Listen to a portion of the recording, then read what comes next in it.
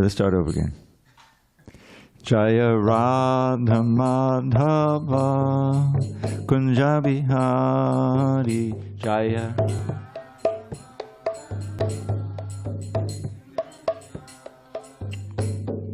Gopijana Vallabha Girivaradhari Vallabha Girivaradhari. Not working out. Just clap softly. Okay. You were a little offbeat. You have to practice. Okay. I'm sorry, but it's a little distracting. All right, let's go from there. Gopijana Vallabha Girivaradhari Gopijana Vallabha Girivaradhari Yashodanandana Bhajana Ranjana Yashodanandana Bhajana Ranjana Yamuna Tiravanachari Yamuna Tiravanachari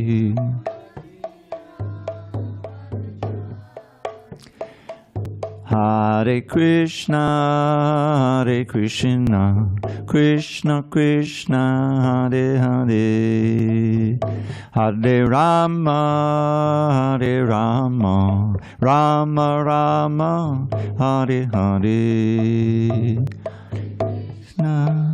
Hare Krishna, Krishna Krishna, Hare Hare, Rama Hare Rama, Rama Rama, Hare Hare, Hare Krishna,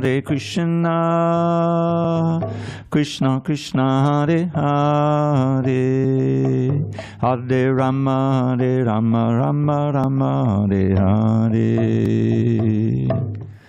Krishna Hare Krishna, Krishna Krishna, Hare Hare, Rama Hare Rama, Rama Rama, Hare Hare Krishna, Krishna Krishna, Hare Hare, Hare Rama, Rama Rama, Hare Hare, Krishna Hare Krishna, Krishna Krishna, Hare Hare, Hare Rama, Rama Rama, Hare Anjaya Radha Madhava Kunja Bihari.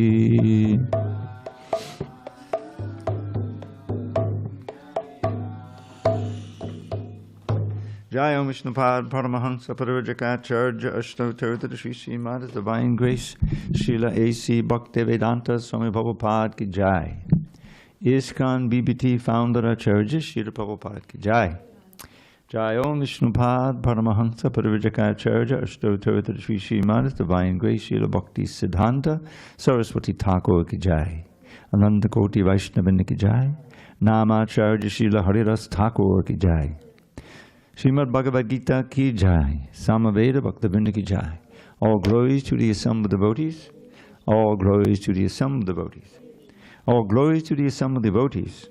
All glories to Sri Guru and Gauranga. Om Namo Bhagavate Vasudevaya. Om Namo Bhagavate Vasudevaya. Om Namo Bhagavate Vasudevaya. On this first day of September 2025 in San Diego, we're reading from Srimad Bhagavad Gita as it is, translation and commentary by His Divine Grace A.C. Bhaktivedanta Swami Prabhupada. We are in chapter 8 entitled Attaining the Supreme, and we're on text 9 at the top of page 353. Okay.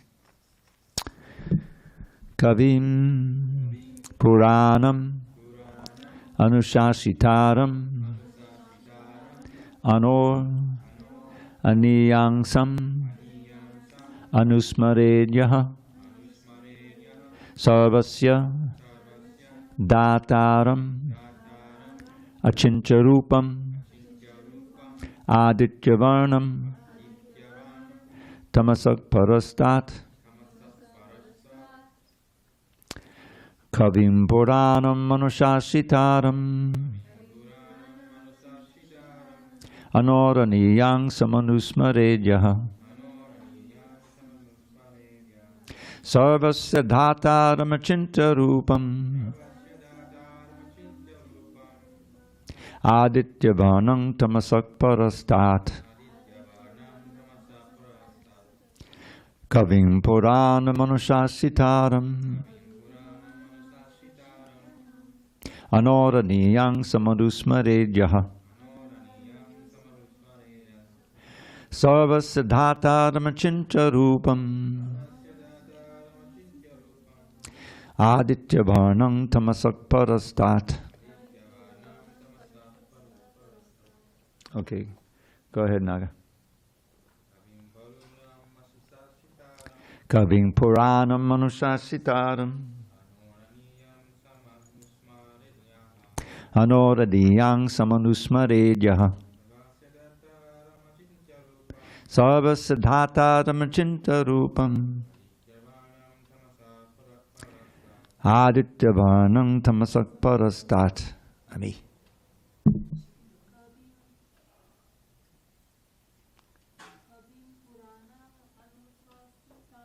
Kavim Puranam Manushasitaram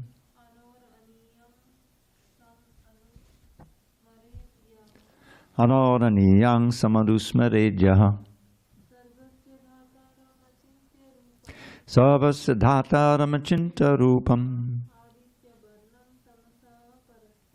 Adityavarnam Tamasak Parastat. Anyone else want to try? No? You want to try? Kavim Purana Manushasitaram Adoraniyang Samadusmaredyaha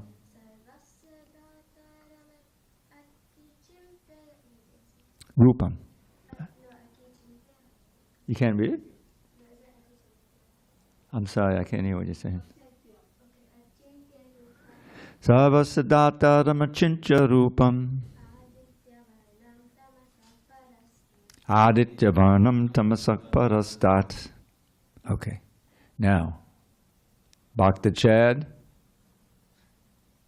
Kavim Purana Manushasitaram Kavim Puranam Manushasitaram Anoraniyamasa Manusmaredyaha Adoraniyang Samanusmaredyaha Sarvasya Dhataram Achintarupam Sarvasya Dhataram Achintarupam Adityavarnam Tamasya Parastat. Adityavarnam Tamasak Parastat. I got to say, you're a little rusty there, Chad. We're looking forward to you coming back soon. All right, Hare Krishna. Huh? When you coming home? A couple of weeks? Chad? Hare Krishna. All right, we'll think 2 weeks. We'll look for you then. All right, I'll read the word by word so you can just read along. Kavim, the one who knows everything. I'm sorry, did you want to try chanting? Oh, it's okay, all right. The one who knows everything, Kavim. Puranam, the oldest. Anushasitaram, the controller. Anohu, then the atom. Aniyangsam, smaller. Anusmaret, always thinks of. Yaha, one who. Sarvasya, of everything. Dataram, the maintainer. Achincha, inconceivable. Rupam, whose form. Adityavarnam, luminous like the sun. Tamasa, to darkness. Parastat, transcendental. So now, I'm going to ask you, Naga, to close this door. Are they both open? Wide as usual? One of them's open? Oh, you know, there's a big magnet there. You may have to pull it out, you know. Okay. Because it's a little cool for me. I can see you. It'll be all right. Okay. Translation. Translation. One should meditate upon the Supreme Person as the one who knows everything, as he who is the oldest, who is the controller, who is smaller than the smallest, who is the maintainer of everything, who is beyond all material conception, who is inconceivable, and who is always a person. He is luminous like the sun, and he is transcendental, beyond this material nature. Okay. Purport. The process of thinking of the Supreme is mentioned in this verse. The foremost point is that he is not impersonal or void. One cannot meditate on something impersonal or void. That is very difficult. The process of thinking of Krishna, however, is very easy and is factually stated herein. First of all, the Lord is Purusha, a person. We think of the person Rama and the person Krishna. And whether one thinks of Rama or of Krishna, what he is like is described in this verse of the Bhagavad Gita. The Lord is Kavi. That is, he knows past, present, and future, and therefore knows everything. He is the oldest personality because he is the origin of everything. Everything is born out of him. He is also the supreme controller of the universe, and he is the maintainer and instructor of humanity. He's smaller than the smallest. The living entity is 1/10,000th part of the tip of a hair. But the Lord is so inconceivably small that he enters into the heart of that particle. Therefore, he is called smaller than the smallest. As the Supreme, he can enter into the atom and into the heart of the smallest and control him as the Supersoul. Although so small, he is still all-pervading and is maintaining everything. By him, all these planetary systems are sustained. We often wonder how these big planets are floating in the sky, in the air.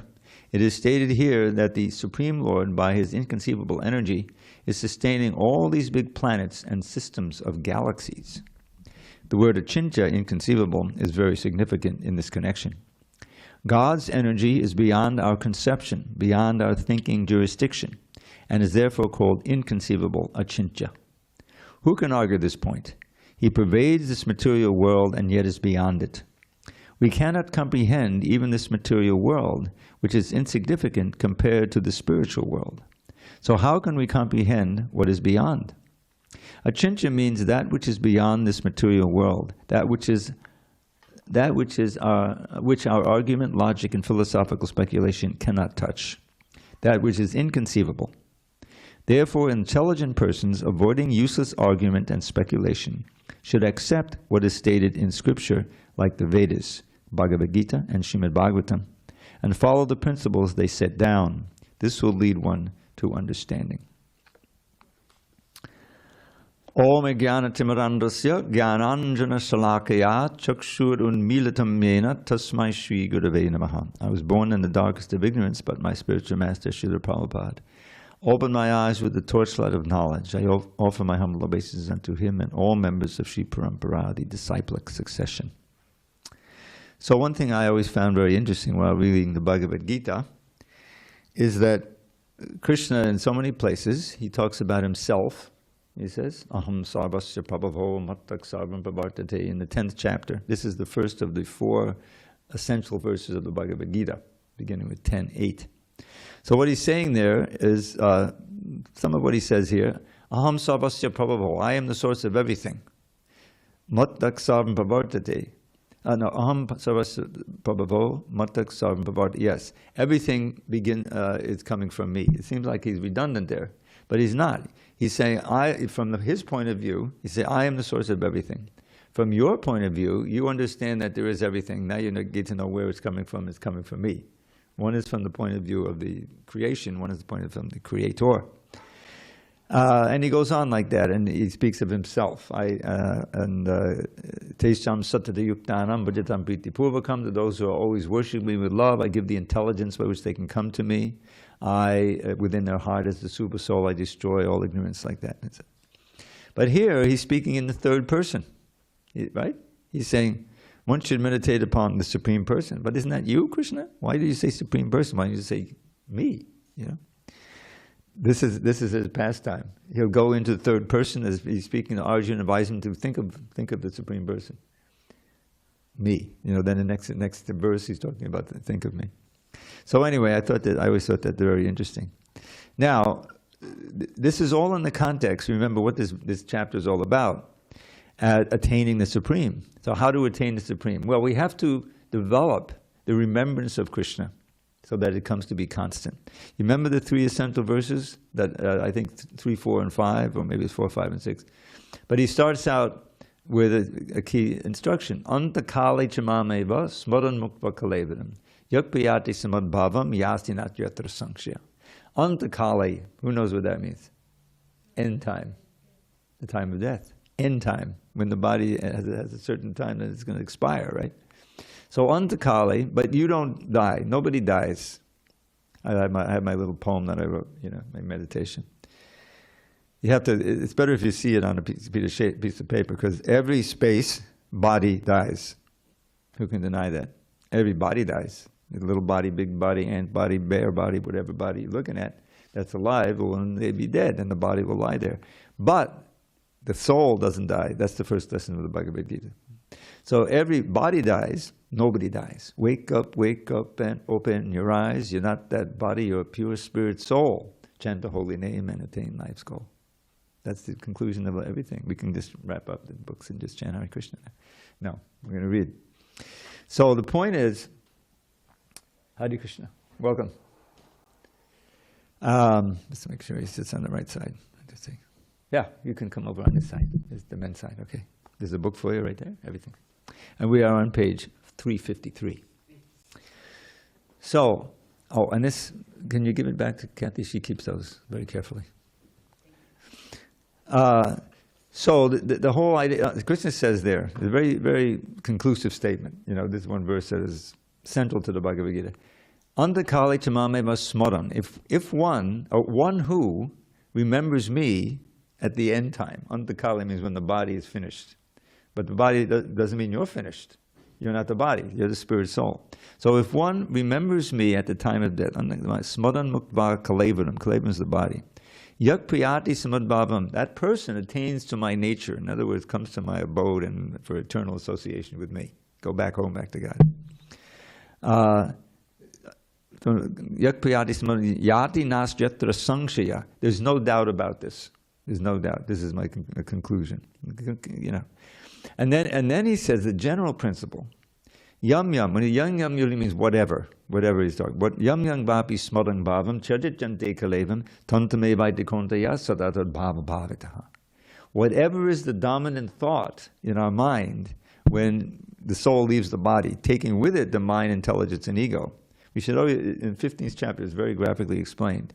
We have actually two kinds of bodies. We have what we commonly call the body, which we call the gross body. But there's a subtle body, which we all have, and we understand, the mind, intelligence, and the ego, each progressively finer. And then above that is the soul. So when the gross body dies, this is a principle, and it's just a big machine. It's a wonderful, complicated machine. But like all machines, eventually time takes its toll and it will expire, stop functioning. But that just means that you leave the body. Now, the subtle body continues. And that subtle body is the template, or by which you're going to get the next body. That's why he says the prominent thought that's in the mind, you see, will determine your next body. So now the next question is, what can we do? Because obviously we all know that the things that you think about and you do and you experience in this lifetime, it affects your mind, what you're thinking about, your consciousness. So what can we do in this lifetime so that we get the best next body, right, we can get? And some people, the best next body would be a body in heaven, right? Heaven, heavenly planets, that's in the Vedas. Indraloka. There's a place where you live a long time and there's all kinds of enjoyments up there. And, it's much better than down here. You say, all right, I'll worship Indra and I'll do what's necessary to get up there, right? But Krishna says, no, don't waste your time. Because even if you do get up there, it's still a material world, and eventually you have to fall down again to this world of death. So he discourages that. There's a whole pastime. This temple is called New Govardhan. It's named after a pastime of Krishna's. And the artwork reflects that. In each corner, you see that figure, he's holding up a hill. That hill is Govardhan Hill. Each corner has that frieze on it. And it's in memory of a pastime that Krishna engaged in Vrindavan 5,000 years ago, where every year, because Krishna, he eventually took shelter in Vrindavan, and he was a cowherd boy. He was Nanda Maharaj's son. He was really a stepson, but Nanda Maharaj didn't know that. So he grew up as the son of Yashoda and Nanda, and had all these wonderful pastimes you can read about in Prabhupada's books. So he's a cowherd boy. He's a Vaishya. You know, he's not in a kingly family, although he was born as son of a Kshatriya. But that's I don't get into detail with that. He had to leave there, and so he's in the role of a cowherd boy, part of the cowherd community in Vrindavan, idyllic. So the Vaishyas, they don't only just raise cows, but they also raise the food. They grow things. You know, this is farming. So his father, who was the king of the community, leader of the community, he was doing what they did every year. They were performing a sacrifice to Indra. Because Indra, he controls the weather. You know, if he's angry, you don't get any rain. And if he's merciful, you get just enough rain. Or if he's really angry, he'll give you too much rain and flood everything. So that's Indra. So Krishna, he sees his father performing. Just think of it like this. Father, it's April 10th. And he's got to get the taxes in by the 15th, right?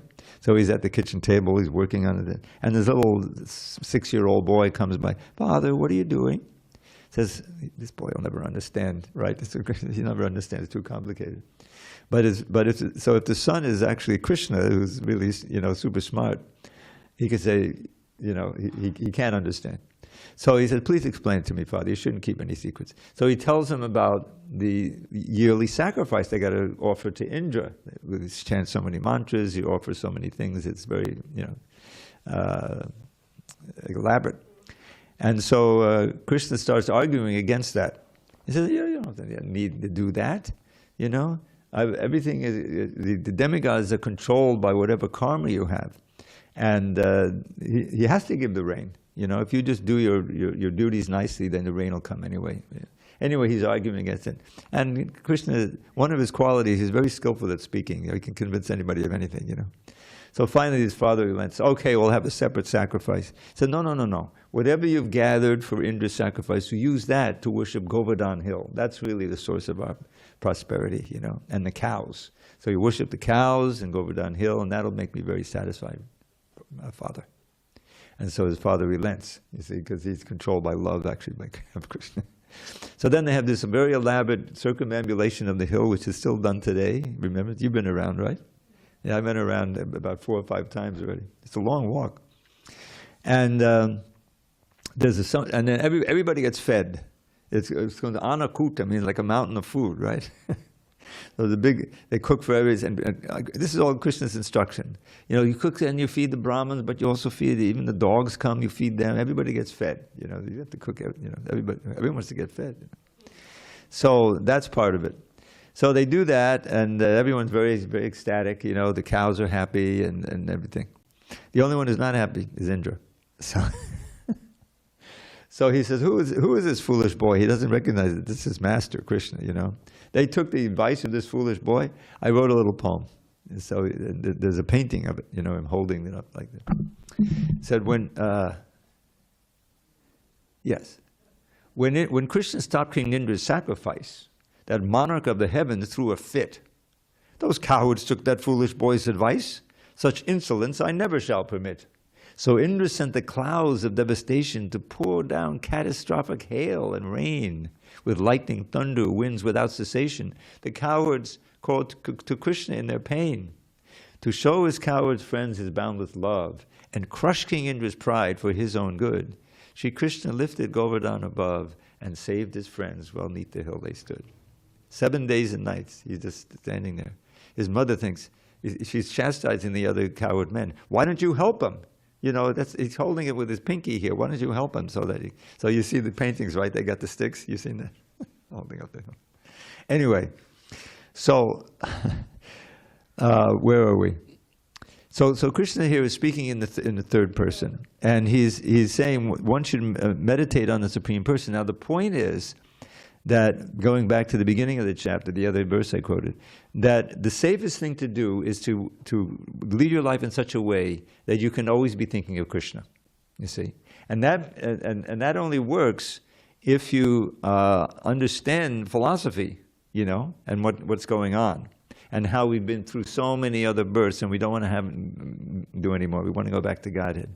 So therefore, it means, you know, disciplining your senses, what you're hearing, what you're doing, and so forth. And that's the process of bhakti, and it's being spoken of here. So Krishna is now going into the third person and describing it to Arjuna as if he's just giving him good advice as a guru, because he's both his guru and his worshipable Supreme Personality. So he periodically takes that role of a guru and says, yes, you should think about the Supreme Person. And here he's doing that. So one should meditate upon the Supreme Person as one who knows everything, as he who is the oldest, the controller, smaller than the smallest, maintainer of everything, beyond all material conception, who is inconceivable, who is always a person, luminous like the sun, transcendental beyond this material nature. So that's a lot of information there. And that's why, you know, this Bhagavad Gita is poetry also. You notice how Kaving Puranam Anusasitaram, right? There's meter. There's a beautiful meter. And our acharyas who come in the line, you know, from Lord Chaitanya, have given us a wonderful Sanskrit poetry, and Bengali also, but Sanskrit really you can do so much. And I'll give you some samples of it. Because this is all helping us to remember Krishna. Prabhupada, he taught us also, and he chanted the Brahma Samhita. Brahma, Lord Brahma, is the original person in the universe. He's the son of Krishna, you know, the first living being. And he engineers the universe. He has 4 heads. And I just think he must have 4 headaches sometimes, you know, because when it describes, when he first starts to try to, you know, fill up the planets with human beings, it doesn't go very smoothly, you know. First he comes out and he has these 4 sons, beautiful young sons, the Kumaras, you know.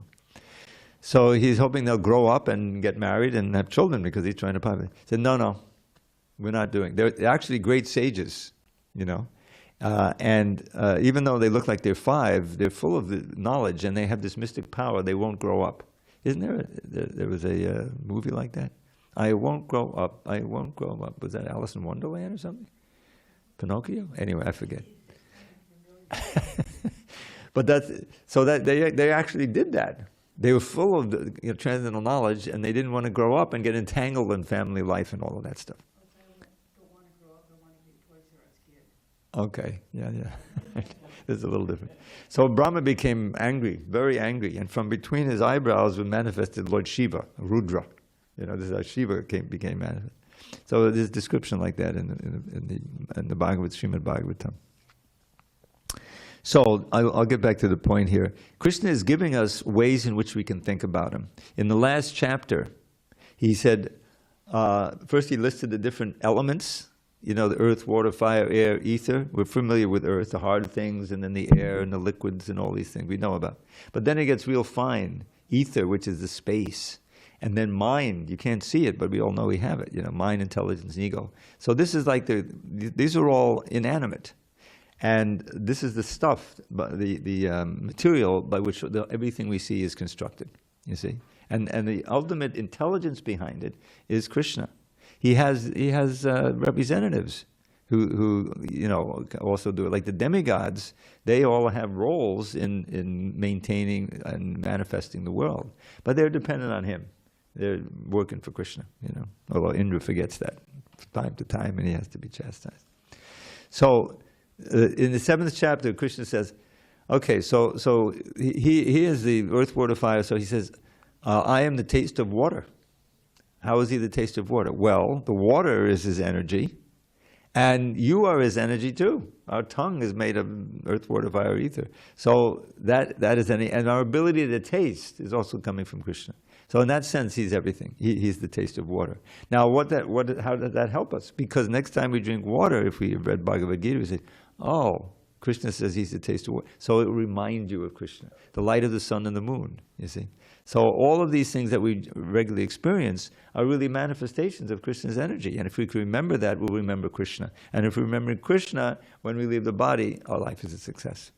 So this is how we can remember. And the most delightful way to remember Krishna is through his pastimes. You know, the lovely pastimes that he enacted in 5,000 years ago in Vrindavan. And so that's, we have that by the grace of our spiritual master, Srila Prabhupada. He translated the nice description in the 10th canto of Krishna's Leela into a nice volume. It's called the Krishna book. And one can read that. So in this way, if we learn the science of bhakti, and a lot of it's built on the chanting here of the holy name. Because Krishna is, all-powerful, he can do this, which is inconceivable to this day. How can that be true? That in the holy name of Krishna, Krishna is there in full. If you chant and hear nicely with devotion and concentration, you'll experience the presence of God in that name, and there'll be a certain happiness there that doesn't have to fade. Every pleasure we get with the senses, and there's an anticipation, and there's a beginning, and then there's the end. And what does it leave? The desire to do it again. You see? I had an experience on my walk today. I tell you. It brought back memories from 70 years ago. 70? Well, 60 anyway. So I walk up and down, this Cass Avenue. And there's always a changing cast of characters. There's not that many people out, especially on holidays. They take advantage. Hardly anyone is out, even the dog walkers, But there's this one fellow on my way back. I usually say good morning, because people that can't be late to the party. This is what Prabhupada did. Even when he was in Mexico on his morning walk, and he would say good morning, and people would say buenos dias, So he asked one of the other disciples there, what are they saying? He said, buenos dias. So he probably learned it next time. He said, buenos dias. And they said, oh, buenos dias, So at least there's some exchange there. So I usually say good morning. So there's this fellow sitting on one of the benches by the churches. They provide free benches. So he's sitting there. So I said, good morning. So he said, good morning. And he gave me something. Here, take this. I want you to have this, He said, I don't need, I have it already here, I didn't know what it was, but I figured I'll take it anyway. He'll get some credit even if I don't use it. So after a few steps, I looked at it was a little jar, tiny little jar. And there's a place called Darfur somewhere in Africa. I forget, Darfur, So it says, Darfur poison. Darfur poison? He was giving it to me because well, that's what it said on there. Let me continue the story. So I wasn't about to eat it, it wasn't prasadam, I knew that, but I accepted it anyway. I thought, wow, what is this stuff anyway? So I get all the way back to the temple, and I'm right here by the back door, and I look carefully at it, and it said, this is cannabis, marijuana, something. They nicely labeled properly. Why would anyone buy that, Anyway, so what do you think I did with it? I threw it in the dumpster. But I mean, and here's this poor guy. He's, because he had a little cigarette, with it in there, and he said, "I don't need this much. You take it." So he thought he was giving me something valuable. So maybe that'll help him. I don't know. So this is because in my life, before I even heard about Krishna consciousness, I was living on the Lower East Side. Have either of you heard of Tompkins Square Park? You heard of Tompkins Square Park. Tompkins Square Park is a legendary, because when Prabhupada came to America, he wanted to go to New York, because he knew that he called it, and he knew it's the most important city in the world, and Fifth Avenue is the most important road in the Fifth City. So after 10 years, he's riding down Fifth Avenue on a Jagannath cart, Rath Yatra cart. I don't know if you've seen, and it was almost like conquering, after 10 years. So he comes, he has no money, and he has hardly any contacts. So he comes there, and so I was living not in Tompkins Square, but 2 blocks from Tompkins Square Park. 2 years later, 1968. So I didn't see Prabhupada, but the devotees were there. The center was there. Not at 26. They moved up the street to get a little more room. And they would come down the street dancing and chanting, But I was so far away from that. I was into politics and anti-war, Vietnam War, I wasn't religious at all. So, but I was a musician. I learned to play the flute, in high school. And so I became a little bit of a street musician. There's a lot that was going around at that time. And so I was always looking for a good beat, so I could play a little jazz with the flute. And I'd hear the chink, chink, chink, and say, that's pretty good. The drumming's going on, And And then I'd, wait till they come on the corner. Oh, it's just the Hare Krishnas. Forget that. I don't know. So I'd go to the park, and there'd be some Puerto Rican guys banging away on drums. I'd play with them. But I was living there. So Prabhupada, Srila Prabhupada, he came, and he was, for almost a year, he really didn't make much headway. He met some people who were interested and this and that, but he didn't get a place. He had various ideas of buying, with some help from some Indians he knew. He would write letters, a place in Midtown Manhattan for a couple of $100,000, But that didn't work out. He didn't get the money, and it's on and on. So finally, he was able to get a place on 2nd Avenue, famous 26 2nd Avenue. And from there, he was just so sincere. He was giving the process in the most simplest way. Just come and chant a mantra, Someone gave him a Mridanga drum eventually he was playing, and he made a record, And so the simple process of chanting Hare Krishna and taking prasadam and listening to a little philosophy. That was the program at the. And because it has a powerful effect, he was gathering some sincere followers who took initiation, and then they went to the West Coast, and it gradually grew, So Prabhupada, he had faith in this. He felt the strength from his spiritual master and from Krishna inspiring him over the difficulties. He had a stroke, a serious stroke, after about a year in early '67. He started in '66, and it was less than a year. And he was in the hospital, and they wanted to, take blood and everything. So he said, just get me out of here. And they wheeled him out, and the doctors say, you're going to kill him, you're going to kill him. They wheeled him out. And he was very happy that they took his authority rather than the doctors, So he went back to India, and the devotees said, he's just going back there to die, And so they kept writing him letters, Prabhupada, we need you, please, So he came back, and when he landed in San Francisco airport, there's some video of it, and it was just fabulous. Anyway, it's quite an amazing story, and when this book came out, this is the unabridged version of the Bhagavad Gita, it came out in '72. Prabhupada it was like a treasure, he knew that this would be a powerful force for interesting people in getting people interested in Krishna consciousness, and because the Bhagavad Gita was already known. I read the Bhagavad Gita before I even heard of Hare Krishna. A little Penguin edition with just the translations, And if you just have the translations, you can't really understand what it's all about. You have to have this nice explanation. So that's what we have here. Prabhupada begins the purport. The process of thinking of the Supreme is mentioned in this verse. So this goes with the earlier part, how to remember Krishna. Well, thinking, here's a way of remembering him. Amazing. So let's go on. Next verse. Here's again Priyana Kale. That's the end time. That's the point of death. Priyana Kale Manasachalena Bhaktya Yukto Yoga Balena Chaiva Bhuvar Mandye Pranamavesha Samyak Satam Padam Purusham Mapaiti Divyam. Okay. Now here, so he's describing now the time of death, Priyana Kale. One who, at the time of death, fixes his life air between the eyebrows, and by the strength of yoga, with an undeviating mind, engages himself in remembering the Supreme Lord in full devotion, will certainly attain to the Supreme Personality of Godhead. Purport. In this verse, it is clearly stated that at the time of death, the mind must be fixed in devotion to the Supreme Personality of Godhead.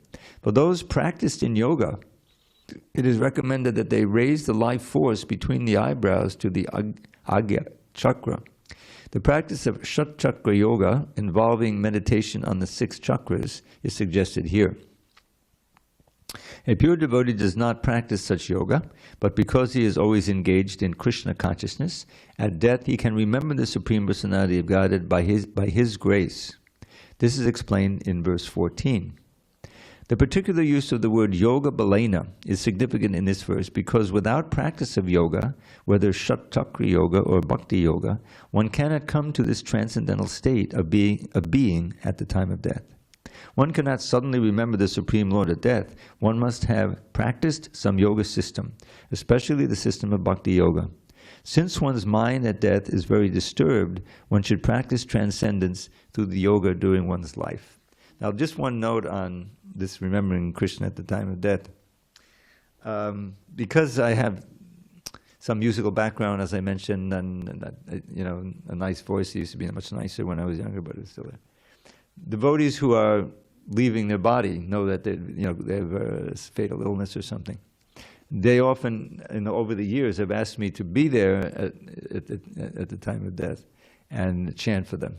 They know, usually they know it's coming. They're going to pull the plug or whatever, so they say, "Please come at this time." So I've done that, and that's for the same idea here. This idea, the Shat Chakra Yoga, the idea is, I'm sitting here alone on this mountain or in the jungle somewhere, and I've got to move my life air up these 6 chakras. You've heard of the chakras, life chakra. So that's one thing, but that's very risky, because you don't have any help remembering. It's all on you. You see. So that's the idea. Devotees, ideally, okay, I know the time's coming. Please gather around my bedside and chant Hare Krishna. And I've done that several times. And the interesting thing is that before I joined this movement, I was working in a hospital as a inhalation guy who takes the oxygen around, And so I saw many people die.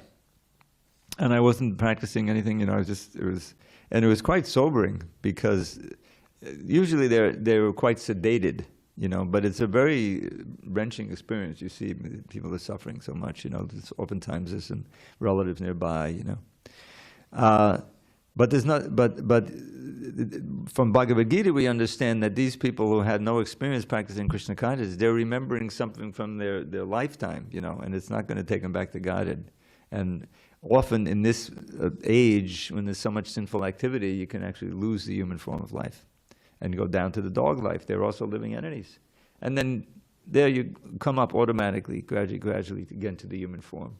So this human form is a great opportunity because of the higher intelligence.